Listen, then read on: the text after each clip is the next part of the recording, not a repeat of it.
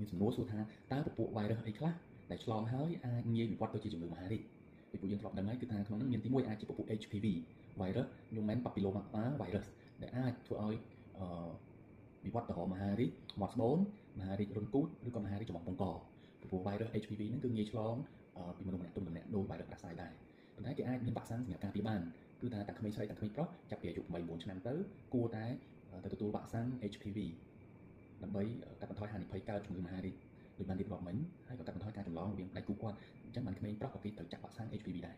virus ទី2គឺពពួក virus hepatitis B hepatitis C ហ្នឹងហើយអញ្ចឹងកាលណារលាកថ្លើមរ៉ាំរ៉ៃដោយពពួក virus hepatitis B ឬក៏ដោយសារ virus hepatitis C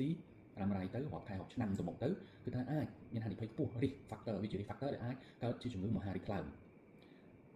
ទី3ពពួក EBV Epstein-Barr virus Epstein-Barr virus គឺថា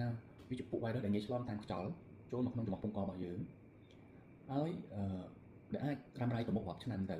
គឺថាអាចវិវត្តទៅជាមហារីកកូនកដោឬក៏មហារីកច្រមុះពងកត្រឡប់ទៅ hepatitis B hepatitis C មិញ hepatitis B យើងមានវ៉ាក់សាំងសម្រាប់ចាក់ការពារអញ្ចឹងទាំងអស់គ្នាគួរតែឆែកមើល antibody និង antigen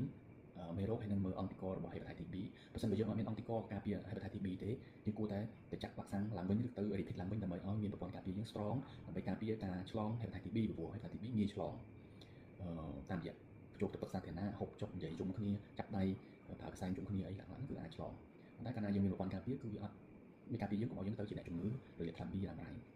តែ hepatitis C វិញអត់មានវ៉ាក់សាំងសម្រាប់ការពារបានឡើយទេអញ្ចឹងទៅការរស់នៅត្រូវយើងពង្រឹងអនាម័យខ្ពស់ហើយឆែកសុខភាពហើយកាលណាមានរលាកថ្លើម B រលាកថ្លើម C គឺឆាប់រੂរាល់ជួបពេទ្យដើម្បីឆាប់ទៅការព្យាបាលធ្វើម៉េចឲ្យអស់ viral load ឲ្យ viral load ទីបំផុតក៏ហានិភ័យនៃការវិវត្តទៅជាមហារីកថ្លើមកាន់តែទៀតដែរត្រឡប់មក EBV វិញ EBV ដែលអាចវិវត្តទៅជាមហារីកពពុះកូនកដោ lymphoma ឬក៏មហារីកច្រមុះពងកហ្នឹងក៏សប្តាហ៍នេះអត់ទាន់មានវ៉ាក់សាំងសម្រាប់ការពារ EBV ដែរអញ្ចឹងការរស់នៅគឺមានតែអនាម័យខ្ពស់